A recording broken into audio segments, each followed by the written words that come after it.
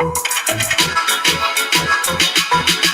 don't need Netflix, you don't need cable. Hop on YouTube, welcome to the hood table, where we chop up local and global events vocally. You don't really wanna miss out on these conversations. Just joke a little, laugh a little, get that wine in your system, fill your glass a little. Expose current events, talk trash a little. You never know, these opinions might clash a little. They addicted to the content, got them binge watching. You don't like it, then you want invited, but your friends watching in the house and your job parking lot before you clocking. They don't wanna miss a second of this HD content. Everybody think they got something to say, so it's an open invitation, bring it to the table. But if you come white, just know we ain't buying in. We gon' probably turn you back and tell you something, try again. Yeah, welcome to the hood table. You don't need Netflix, you don't need cable. Yeah, welcome to the hood table. You don't need Netflix, you don't need cable.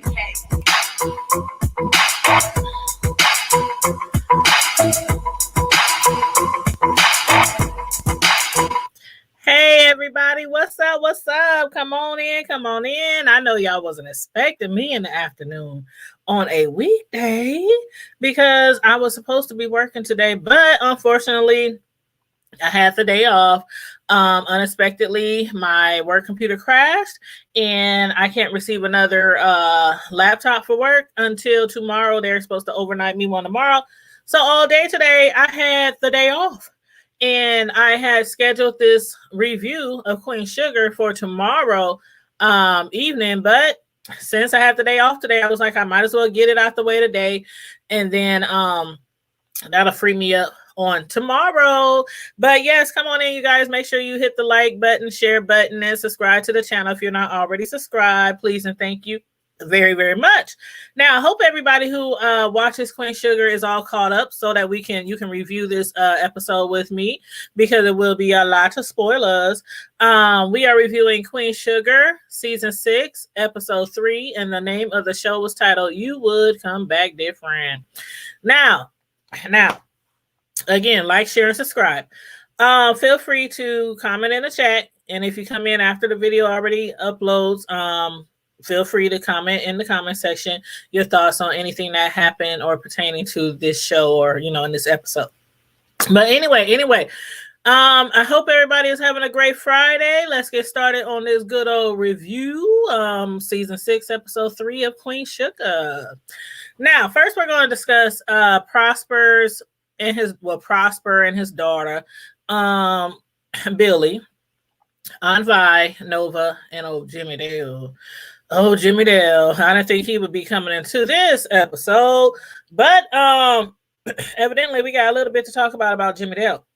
So this episode started off with everyone welcoming Prosper back home from the hospital. He has been doing fantabulous. He's been doing fabulous. Such a great job, recuperating and everything. Thanks to a lot of prayers, support, and physical therapy.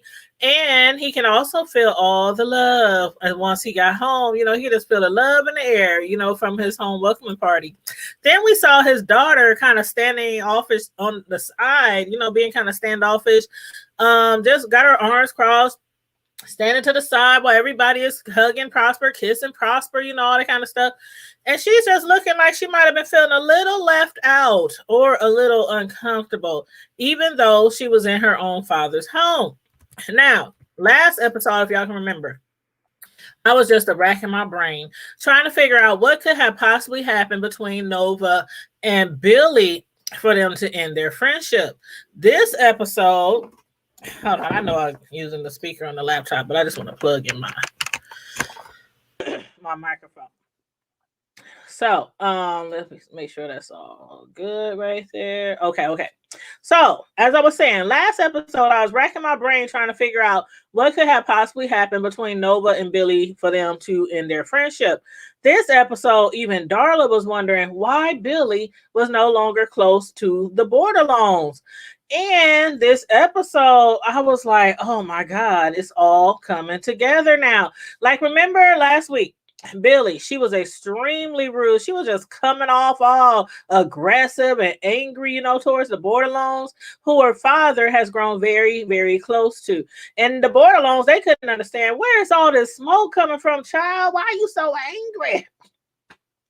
Being that all they were trying to do was love on him, support him, as they always done, because he to them is like family.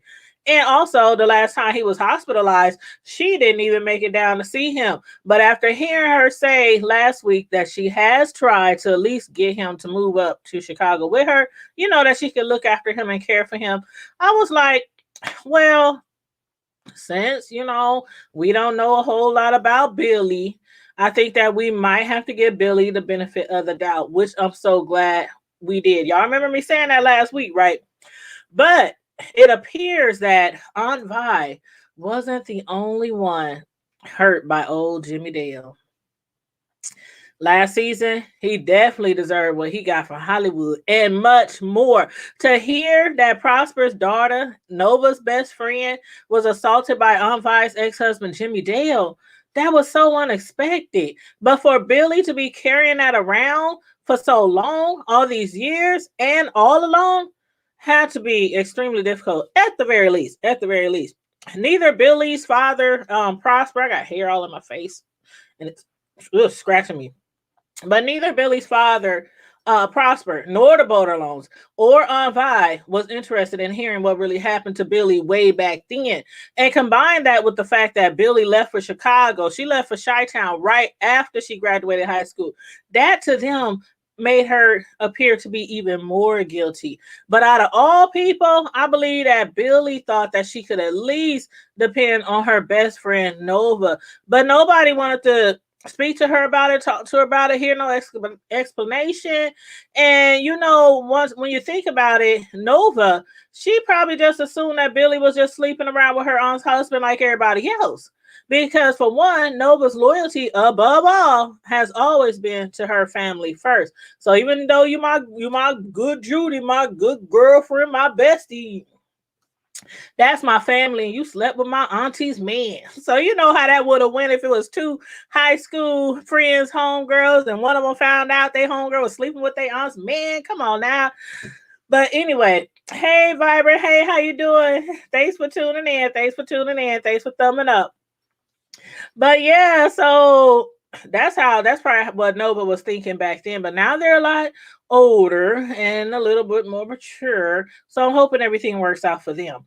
As far as Aunt Vi in Hollywood, last week, we found out that Aunt Vi was had secretly taken a family underneath her wing. Before that, we just knew that she had been, really, really secretive, making us wonder who was the mysterious person behind door number 612. And then we saw that the producers have added another battered woman storyline to the show, featuring our girl Paula J. Parker.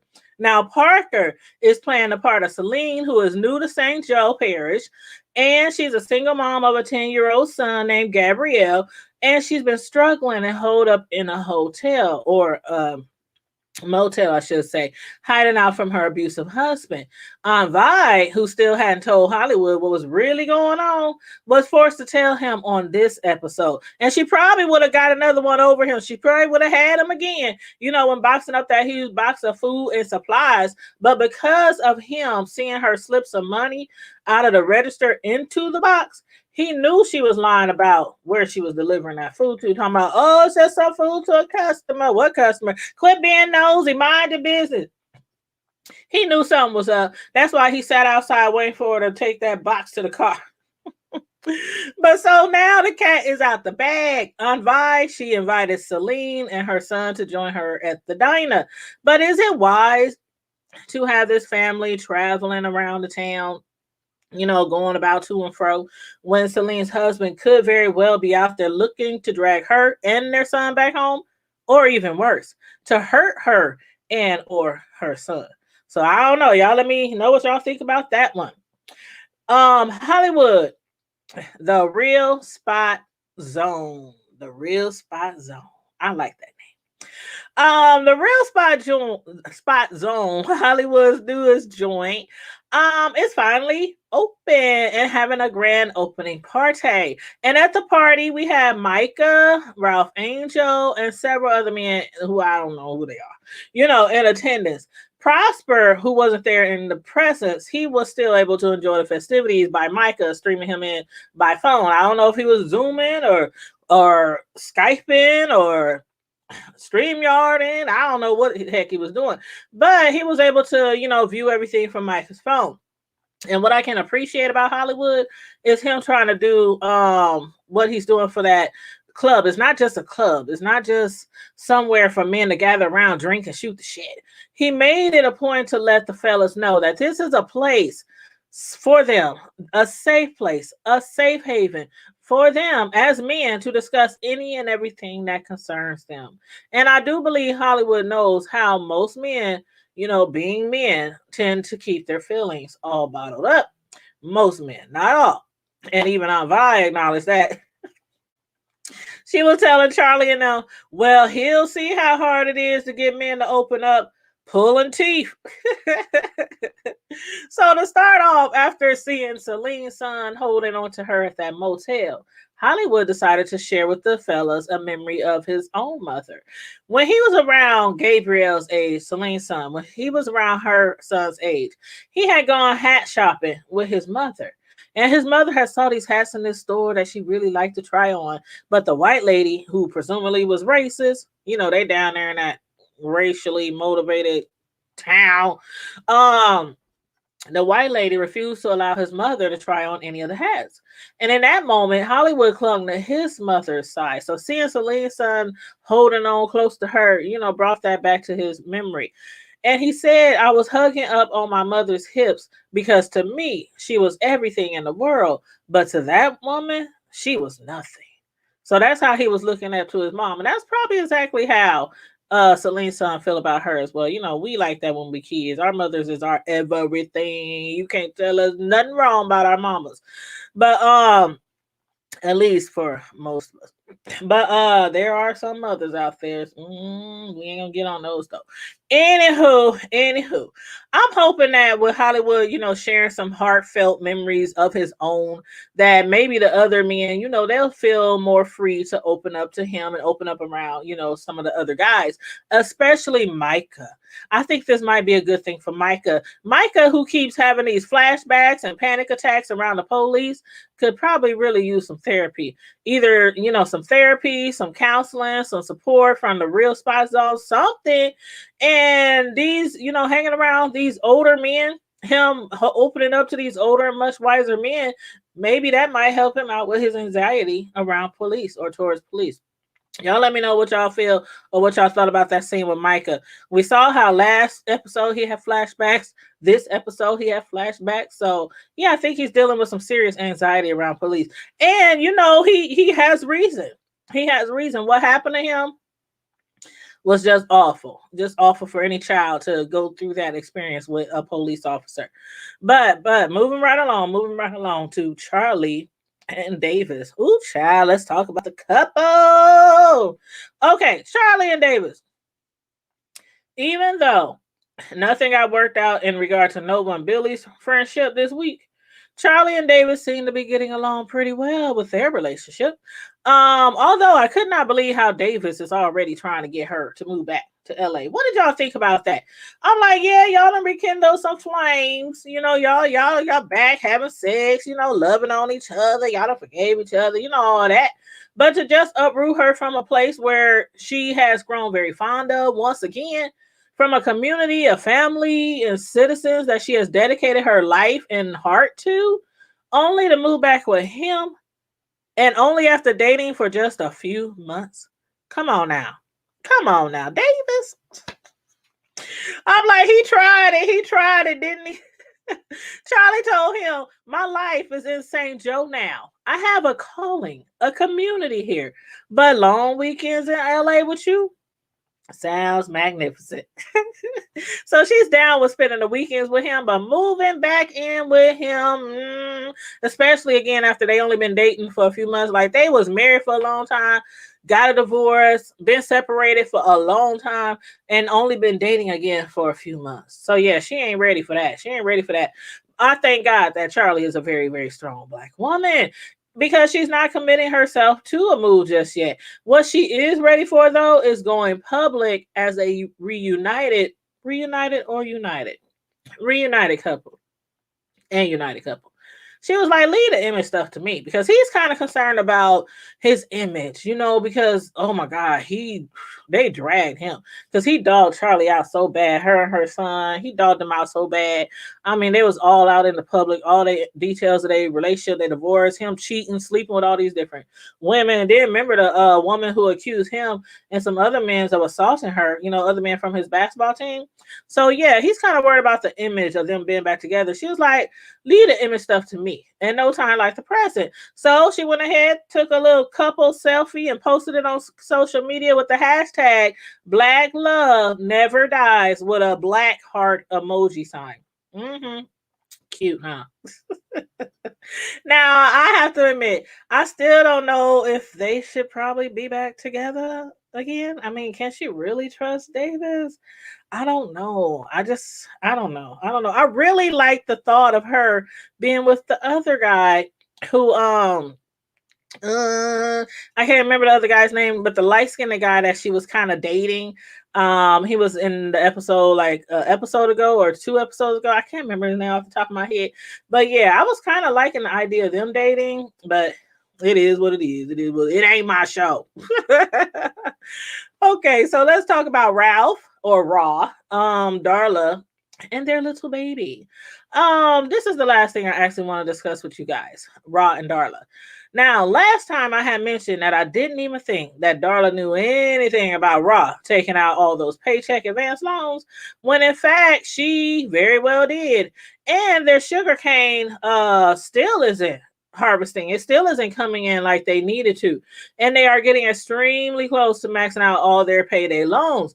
Along with the arrival of their new little baby girl, they both have much to be concerned about.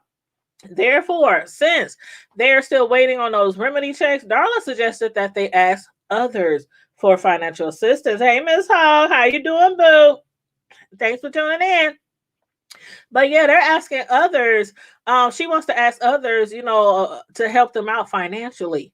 Others meaning most likely Charlie. I mean, who else could she be speaking about? We know Charlie is like the one in the family who bails everybody out when they need some financial assistance. So I do believe that she's talking about either maybe even Charlie and maybe even Aunt Vi, But Charlie or Aunt Vi, neither one of them or anybody else does Ra want to ask money from. He said, don't give up on me. I just need a little bit more time. I love me some Ralph Angel, and when he be talking, I'll be like, oh, keep talking. He be like, Anyway, let me stop. Ralph Angel, he's trying to carry his family on his own, which he has been doing for quite some time now and doing very well. He even tried to refuse money from T, the ex-jailmate of his. And that guy, I can't remember his real name, but I didn't see him in other shows or movies. But T, he didn't take no for an answer. And when he slid that money to Ralph Angel, why did I get a feeling that the money Raw just received would come back to hunt him? Like, did y'all get that feeling? I don't know. I just got this eerie feeling at the end of that scene. And I don't know. Maybe it was because right before giving that money to him, he has suggested a fast money scheme to Raw. What he has suggested, y'all, these storylines be cracking me up. You said Ralph Angel needs a family loan yesterday. Yes, Ralph Angel needed a family loan like yesterday. Man, I was just like, T, who has been stealing office computer equipment, the offer to give Raw a getaway driver job. Can you see Raw being a getaway driver? And then in addition to that, they were stealing the computers from one of the warehouses owned by the Landrys. The Landrys, a family that Raw does not want to be getting mixed up with.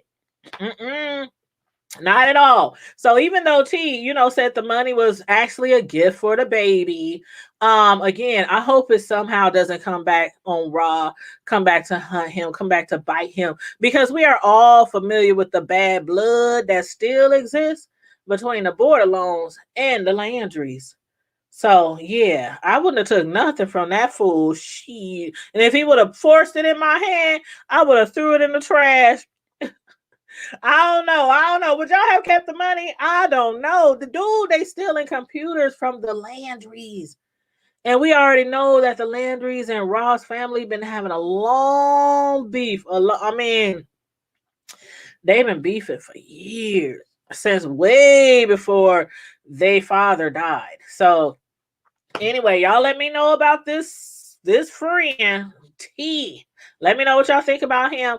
And let me know what y'all think about Raw. Do y'all think he's going to end up asking his sister or somebody else for money? Let me know, because they see that's what the Real Spot Zone is for all the men to come together and talk about everything and anything that deals with men and being the head of the family and, you know, dealing with society and all that kind of stuff. Maybe he needs to ask their opinion. Maybe they need to pass a collection plate around the Real Spot Zone, because Raw, sometimes it's okay to accept not a handout but a hand up. And on that note, y'all, make sure you again y'all like and share the video, and stay safe, be blessed, remain vigilant at all times. I will be back later for another live this evening. In the meantime, bye. I holla.